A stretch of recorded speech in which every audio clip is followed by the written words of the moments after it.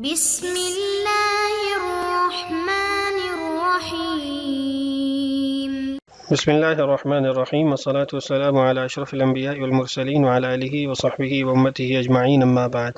عزیز طلبہ کرام، آج انشاءاللہ ہم سبق نمبر 30 پڑھیں گے، کتاب الطہارۃ باب المواضع التي نہی عن البول فیہا۔ یہ باب ہے ان احادیث کو بیان کرنے کے لیے جن میں چند جگہوں پر پیشاب کرنے سے منع کیا گیا ہے۔ سبق کے موضوعات آپ کے سامنے اسکرین پر موجود ہیں۔ متن حدیث پر مع ترجمہ ہے، تخریج روایت ہے، روات حدیث کا تعارف ہے، اور اس کے ساتھ لغوی تحقیق چند الفاظ کے آپ کے سامنے رکھیں گے، فوائد اور عصری معنویت آپ کے سامنے ہوگی، اور آخر میں خلاصہ اور سوالات آپ کے سامنے ہوں گے۔ گزشتہ سبق کا خلاصہ آپ کے سامنے اسکرین پر موجود ہے، اس کو آپ نوٹ کر لیں۔ آج کے سبق کی طرف بڑھتے ہیں۔ آج کے سبق کی پہلی روایت آپ کے سامنے اسکرین پر موجود ہے۔ باب المواضع التي نهي عن البول فيها وبه قال حدثنا قتيبة بن سعيد قال حدثنا إسماعيل بن جعفر عن العلاء بن عبد الرحمن عن أبيه عن أبي هريرة رضي الله عنه أن رسول الله صلى الله عليه وسلم قال اتقوا اللاعنين قالوا وما اللاعنان يا رسول الله قال الذي يتخلى في طريق الناس أو ظلهم۔ سیدنا ابو ہریرہ رضی اللہ عنہ روایت کرتے ہیں کہ رسول اکرم صلی اللہ علیہ وسلم نے ارشاد فرمایا، دو ایسے کاموں سے بچو جو لعنت کا سبب بنتے ہیں۔ تو انہوں نے عرض کیا، یا رسول اللہ وہ دو کام کون سے ہیں جو لعنت کا سبب بنتے ہیں؟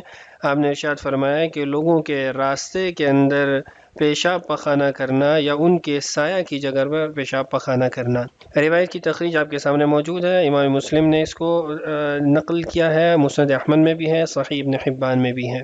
دوسری ہماری روایت ہے، وبه قال حدثنا اسحاق بن سويد الرملي وعمر بن الخطاب ابو حفص وحديثه اتم ان سعيد بن الحكم حدثهم قال اخبرنا نافع بن يزيد قال حدثني حيوة بن شريح أن أبا سعيد الحميري حدثه عن معاذ بن جبل رضي الله عنه قال رسول الله صلى الله عليه وسلم اتقوا الملاعن الثلاثة البراز في الموارد وقارعة الطريق والظل۔ معاذ بن جبل رضی اللہ عنہ روایت کرتے ہیں کہ رسول اکرم صلی اللہ علیہ وسلم نے ارشاد فرمایا کہ تم ان تین کاموں سے بچو جو لعنت کا سبب بنتے ہیں، یا ان تین مقامات سے بچو جو لعنت کا سبب بنتے ہیں، اور اس میں پہلی جگہ ہے کہ لوگوں کے ٹھہرنے کی، پڑاؤ ڈالنے کی جگہوں پر پیشاب پخانہ کرنا، اسی طرح بیچ راستے کے پیشاب پخانہ کرنا، اور سائے کی جگہ پہ جہاں لوگ بیٹھتے ہیں وہاں پیشاب پخانہ کرنا۔ اس روایت کو ابن ماجہ نے بھی نقل کیا ہے، اور اسی طرح مسند احمد کے اندر بھی موجود ہے۔ سند پہ جو کلام ہے وہ انشاءاللہ آگے روات کے تعارف کے اندر میں ذکر کر دیتا ہوں۔ البتہ یہاں پہ ایک چیز جو واضح کر دیتا ہوں وہ یہ ہے کہ یہاں آپ نے دیکھا امام ابو داؤد رحمہ اللہ نے اس روایت کو اسحاق بن سوید سے اور عمر بن الخطاب سے دونوں سے سنا۔ اب ان کی روایت کے الفاظ کے حوالے سے فرماتے ہیں وحدیثہ اتم، کہ اسحاق اور عمر دونوں کی روایات میں سے جو زیادہ مکمل اور تام درجے کی روایت ہے وہ عمر بن خطاب ابو حفص کی ہے، القشیری ہیں، راوی حدیث ہیں، ان کے جو الفاظ ہیں وہ زیادہ مکمل اور تام ہیں۔ روات حدیث کا تعارف دیکھیے، قتیبۃ بن سعید ہیں، ان کے بارے میں ثقۃ ثبت کا قول ہے۔ اس کے بعد اسماعیل بن جعفر ہیں، ان کے بارے میں بھی ثقۃ ثبت کے قول ہیں۔ علاء بن عبد الرحمن ہیں، یہ بھی ثقہ راوی ہیں۔ اور اس کے بعد ان کے والد ہیں، ان کے والد تابعی ثقۃ من اصحاب ابی ہریرہ رضی اللہ عنہ۔ اول جو روایت کی سند ہے وہ آپ نے دیکھا کہ سارے روات اس کے اندر قوی ہیں، اور امام مسلم نے بھی اس روایت کی تخریج کر رکھی ہے۔ دوسری روایت کی جو روات ہیں ان کو دیکھیے، اسحاق بن سوید الرملی ہیں، ثقۃ ہیں، اور عمر بن الخطاب ابو حفص السجستانی القشیری ہیں، ان کی صدوق مات سنۃ 264 کے اندر کی وفات ہے، صدوق تعدیل کا قول ان کے بارے میں ہے۔ اس کے بعد سعید بن الحکم ہے، ثقۃ ثبت فقیہ ہے۔ اس کے بعد نافع بن یزید ہیں، یہ بھی ثقۃ عابد ہیں۔ اور آگے حیوۃ بن شریح ہیں، ان کے بارے میں بھی ثقۃ ثبت فقیہ عابد کے قول ہے۔ اس کے بعد ابو سعید الحميري ہیں۔ ابو سعید الحميري شامی مجہول، یہ شامی راوی ہیں لیکن مجہول ہیں، ان کے حالات معلوم نہیں ہیں۔ وروایته عن معاذ بن جبل مرسلہ، ان کی جو روایت معاذ بن جبل رضی اللہ عنہ سے ہے وہ مرسل روایت ہے۔ امام ابو داؤد فرماتے ہیں لم يسمع من معاذ، ابو سعید الحميري کا معاذ بن جبل رضی اللہ عنہ سے سماع ثابت نہیں ہے۔ اور میزان الاعتدال کے اندر ہے کہ لا يدرى من ہوا، ان کے بارے میں تعارف نہیں ہے یا معلومات نہیں ہیں کہ یہ کون ہیں۔ ابن رسلان رحمہ اللہ یہاں فرماتے ہیں کہ لم يدر اسمه ولا يعرف بغیر هذا الاسناد لكن الحديث صححه ابن السکن والحاکم، کہ یہ بات ٹھیک ہے کہ ابو سعید الحمیری کا معاذ بن جبل رضی اللہ عنہ سے سماع ثابت نہیں ہے، اور اس کے ساتھ ساتھ ابو سعید الحمیری جو ہے وہ مجہول ہیں، ان کے حالات معلوم نہیں ہیں، لیکن اس روایت کو ابن السکن نے اور حاکم نے صحیح قرار دیا ہے، اس کی متابعت موافقت جو ہے وہ پائی جا رہی ہے، یعنی اس کے علاوہ کی سند کے ساتھ یہ ثابت شدہ منقول ہے۔ اس کے بعد معاذ بن جبل رضی اللہ عنہ ہیں، مشہور صحابی ہیں۔ کلمات کی لغوی تحقیق آپ کے سامنے رکھتے ہیں، جن کلمات جن کے سمجھنا اہم ہے، جس سے حدیث مزید واضح ہو جائے گی، وہ آپ کے سامنے رکھ دیتا ہوں۔ لفظ اللاعنین اصل میں تثنیہ ہے لاعنن کی، اور لاعنن باب فعل یفعل سے اس میں فاعل ہے، مادہ لعن یلعن لعنن ہے، جس کے معنی طرد، ابعاد اور سب ہیں۔ صیغہ کے اعتبار سے اس میں کئی احتمالات ہیں۔ ایک تو اس میں فاعل بمعنی اس میں مفعول ہے، یعنی ملعونان۔ اس کی مثال عربی میں سر کاتم بمعنی مکتوم ہے، معیشت راضیہ یا عیشت راضیہ جس کا معنی پھر مرضیہ لیا جاتا ہے، کہ صیغہ دکھنے میں فاعل کا ہوتا ہے، معنی وہ جو ہے وہ مفعول کا دے رہا ہوتا ہے۔ تو یہاں پھر اس کا معنی یہ بنے گا کہ ایسی جگہوں سے یا ایسے کاموں سے بچو جو لعنت کیے جانے کا سبب ہیں۔ اس میں فاعل حقیقی ہے، یعنی وہ دونوں فعل بذات خود ایسے ہیں جو لعنت کا باعث اور سبب ہیں۔ یہاں یہ مجاز عقلی ہے، کیونکہ حقیقت میں لعنت فاعل پر کی جاتی ہے، مگر اس کو سبب یعنی فعل کی طرف منسوب کیا گیا کہ یہ اعمال خود ہی لعنت کرنے والے ہیں۔ اور تیسرا اس میں فاعل علی معنی النسب ہے، یعنی نسبت کے اعتبار سے ذو اللعن، ایسے کام جو لعنت والے ہیں، جیسے تامر کھجور والا، تو یہ لعنت والا کام ہو جائے گا، لابن دودھ والا۔ صحیح مسلم کی روایت کے اندر مبالغے کا صیغہ موجود ہے، یعنی بہت زیادہ لعنت کا سبب بننے والے ہیں۔ الظل اہل لغت کے نزدیک اس سائے کو کہتے ہیں جو سورج اور کسی چیز کے درمیان حائل ہونے سے پیدا ہوتا ہے، چاہے وہ کسی بھی چیز کی وجہ سے ہو، یعنی قبل الزوال کا سایہ ہو یا بعد الزوال کا ہو۔ پھر اس میں کچھ تفریق بھی کی جاتی ہے کہ بعد الزوال کے سائل کو کیا کہتے ہیں اور قبل الزوال جو ہے اس سائے کو کیا کہا جاتا ہے۔ الملاعن دراصل ملعنتن کی جمع ہے، اور مراد وہ مقامات ہیں جہاں لوگ فائدہ اٹھاتے ہیں، لیکن اگر کوئی شخص وہاں قضاء حاجت کرے تو لوگ اسے لعنت کرتے اور برا بلا کہتے ہیں۔ المصواح میں ہے الملعنہ بفتح المیم والعین، وہ جگہ ہے جہاں لوگوں کی اذیت کی وجہ سے وہ لعنت کرتے ہیں، جیسے کہ راستہ یا ان کی بیٹھک کی جگہ، اس کی جمع الملاعن ہے۔ بس حدیث کا مطلب یہ ہو کہ لعنت کے مقامات سے بچو، یعنی کیونکہ ایسے مقامات پر حاجت پوری کرنے والا لوگوں کو تکلیف دیتا ہے، ان کی منفعت ضائع کرتا ہے، اور یہ ظلم ہے، جبکہ ظالم پر لعنت کی جاتی ہے۔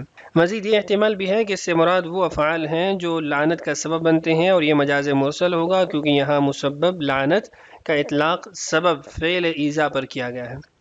النہایہ میں ہے الملاعن ملعنتن کی جمع ہے، اور اس سے مراد وہ فعل ہے جس کے کرنے والے پر لعنت کی جاتی ہے، گویا وہ لعنت کا مظنہ اور محل ہے۔ مثلا کسی راستے پر، درخت کے سائے میں یا نہر کے کنارے پر قضاء حاجت کرنا، جب لوگ وہاں سے گزرتے ہیں تو اس پر لعنت کرتے ہیں۔ اور ایک قول یہ بھی ہے کہ الملاعن دراصل ملعن کی جمع ہے جو مصدر میمی ہے، اور اس کا معنی ہوگا لعنت کے اسباب، یا پھر یہ مصدر بمعنی فاعل ہے، یعنی وہ چیزیں جو لعنت پر ابھارتی ہیں۔ بہرحال مختلف اس کے معانی جو شروحات میں موجود ہیں وہ آپ کے سامنے یہاں اکٹھے ہی رکھ دیے گئے ہیں۔ اہل لغت کے ہاں جو اس کے مفاہیم ہیں وہ بھی آپ کے سامنے آ چکے ہیں۔ الموارد دراصل موردن کی جمع ہے، النہایہ میں ہے ای المجاری والطرق الى الماء واحدها مورد، يقال وردت الماء اذا حضرته لتشرب، والورد الماء الذي ترد عليه، یعنی موارد پانی کے راستے اور وہ جگہ ہیں جہاں لوگ پانی لینے یا پینے کے لیے آتے ہیں، اور موردن اس کا واحد ہے۔ عربی میں کہا جاتا ہے وردت الماء، یعنی میں پانی پر حاضر ہوا تاکہ پی سکوں۔ علامہ خطابی فرماتے ہیں کہ ہی طرق الماء واحدها موردۃ، یعنی موارد پانی تک جانے کے راستے ہیں۔ علامہ طیبی کے نزدیک المورد هو الماء الذي ترد عليه الناس من عین او نہر، یعنی مورد وہ پانی ہے جس پر لوگ آتے ہیں، چاہے وہ چشمہ ہو یا دریا۔ اس کی تائید مسند احمد کی روایت سے بھی ہوتی ہے، جہاں او نقع ماء کے الفاظ ہیں بدل الموارد کے، اور النقع سے مراد جمع ہوا پانی ہے۔ بعض نے کہا ہے کہ الموارد سے مراد وہ مقامات بھی ہیں جہاں پر لوگ آتے ہیں، جیسے محفل یا مجمع کی جگہیں، اس لیے تمام معنی مراد لینا ممکن ہے اور اس میں کوئی تضاد نہیں ہے۔ موارد کا پھر مفہوم اور خلاصہ یہ نکلے گا کہ ہر وہ جگہ جہاں لوگ جمع ہوتے ہیں، چاہے پانی کے لیے ہوں، بات چیت کے لیے ہوں، گپ شپ کے لیے ہوں، یا مسافر جو ہے وہ اس منزل پہ اترتے ہوں، مسافروں کے اترنے کا سٹاپ ہو۔ قارعۃ الطریق دیکھیے قارعۃ جر کے ساتھ الموارد پر معطوف ہے، یعنی وقارعۃ الطریق اس کو پڑھیں گے، یعنی مطلب یہ ہوا کہ راستے کے بیچ میں قضاء حاجت کرنا۔ بعض نے کہا ہے کہ قارعۃ سے مراد راستے کا بیچ یا اونچا حصہ ہے، مگر یہاں مراد خود راستہ ہی ہے۔ لفظ قارعۃ اصل میں مادہ قرع سے نکلا ہے جس کے معنی مارنا یا ضرب لگانا ہے، اس لیے قارعۃ کو مقروعۃ کے معنی میں لایا گیا ہے، یعنی اس میں فاعل بمعنی اس میں مفعول۔ اسے قارعۃ اس لیے کہا جاتا ہے کہ راستہ ہمیشہ قدموں اور جانوروں کے سموں سے مارا اور روندا جاتا ہے۔ اس ترکیب میں اضافت الصفہ الی الموصوف کی ہے، یعنی الطریق المقروعہ، وہ راستہ جو مارا اور روندا گیا ہو۔ فقہ الحدیث دیکھیے، حدیث اس بات پر دلالت کرتی ہے کہ مسلمانوں کے اجتماعی منافع والی جگہوں جیسے پانی کے بہنے کی جگہیں، وہ راستے جن سے لوگ گزرتے ہیں اور وہ مقامات جہاں سے پانی لیا جاتا ہے، میں قضاء حاجت کرنا حرام ہے، کیونکہ اس میں ایذا اور ضرر ہے۔ بعض فقہا جیسے نووی اور رافعی رحمہم اللہ وغیرہ نے اس کو حرام کہا ہے، اور ذہبی ابن حجر نے اسے کبائر میں شمار کیا ہے، جبکہ بعض اہل علم نے اسے مکروہ کہا ہے، مگر ظاہر یہی ہے کہ یہ تحریم پر دلالت کرتا ہے، کیونکہ حدیث میں لعنت آئی ہے اور لعنت حرمت کی دلیل ہے۔ اگر جگہ عام مباح جگہ ہو تو اس میں یہ حکم زیادہ ظاہر ہے، کیونکہ یہ جگہیں سب کی منفعت کے لیے ہیں، اور اگر جگہ کسی کی ملکیت ہو تو بلا اجازت وہاں قضاء حاجت کرنا اتفاقاً حرام ہے۔ حدیث اس پر بھی دلالت کرتی ہے کہ ایسے لوگوں پر لعنت کرنا جائز ہے اگر لعنت مطلق ہو، یعنی بلا تعین شخص ہو۔ البتہ کسی خاص مسلمان کو نام لے کر لعنت کرنا عام علماء کے نزدیک جائز نہیں ہے، کیونکہ وہ توبہ کر سکتا ہے۔ البتہ مطلق گناہ گاروں پر یا کفار پر بلا تعین لعنت کرنا جائز ہے۔ حدیث سے یہ بھی معلوم ہوا کہ طالب علم کو سوال کرنے میں جھجک نہیں کرنی چاہیے، اور معلم کے وقار کی وجہ سے علم کے حصول میں رکاوٹ نہیں آنی چاہیے۔ یہ اشارہ ہے صحابہ کے اس سوال کی طرف، قالوا ومن لعننی یا رسول اللہ۔ آگے دیکھیے، معلم کے لیے جائز ہے کہ کبھی اپنی عبارت میں اجمال کرے تاکہ شاگرد کی توجہ بڑھے اور اس کے ذہن میں مسئلہ زیادہ پختہ ہو۔ آپ پہلے بھی اس کو واضح فرما سکتے تھے، لیکن آپ نے ارشاد فرمایا اور اس میں کچھ اجمال رکھا تاکہ صحابہ سوال کریں، ان کی توجہ بڑھے اور زیادہ ذہن کے اندر مسئلہ پختہ ہو سکے، راسخ ہو سکے۔ فقہ الحدیث کے اعتبار سے مزید کچھ پوائنٹس ہیں۔ حدیث میں لوگوں کو تکلیف دینے اور ان افعال سے بچنے کی تاکید ہے جو دوسروں کو لعنت اور سب پر مجبور کریں، یعنی دوسروں کے بھی گناہ کا سبب آپ نہ بنیں۔ اور الظل دونوں حدیث میں آیا ہے تو اس سے مراد ہر سایہ نہیں بلکہ وہ سایہ ہے جسے لوگ آرام گاہ اور منزل بناتے ہیں، اس لیے ہر سایہ میں قضاء حاجت حرام نہیں ہے، بلکہ صرف اس سایہ میں جسے لوگ آرام اور ٹھہراؤ کے لیے استعمال کرتے ہیں۔ شیخ ابن حجر کے قول سے معلوم ہوا کہ جس طرح گرمی میں سایہ لوگوں کے لیے منفعت کا باعث ہے، اسی طرح سردیوں میں دھوپ بھی اسی حکم میں داخل ہے، چنانچہ وہ مقامات بھی ممنوع ہیں جہاں لوگ دھوپ سینکنے کے لیے جمع ہوتے ہیں۔ حدیث میں نظافت اور طہارت کی تاکید ہے، کیونکہ ناپاکی اور گندگی عام مقامات پر پھیلانا اجتماعی ضرر کا سبب ہے۔ نبی اکرم صلی اللہ علیہ وسلم نے تعلیم دیتے وقت روزمرہ زندگی کے عملی مسائل کو بنیاد بنایا، جس سے اندازہ ہوتا ہے کہ دین انسان کی عملی زندگی سے گہرا تعلق رکھتا ہے۔ عصری معنویت آپ کے سامنے چند پوائنٹس موجود ہیں، آپ ان کو نوٹ کر لیں، وقت چونکہ زیادہ ہو رہا ہے، تفصیلات کی طرف میں نہیں جا سکتا۔ خلاصہ آج کے سبق آپ کے سامنے موجود ہے اسکرین پر، آپ اس کو بھی نوٹ کر لیجئے۔ سوالات آپ کے سامنے اسکرین پر ہیں، ان کے جوابات آپ نے کمنٹ سیکشن میں دینے ہیں۔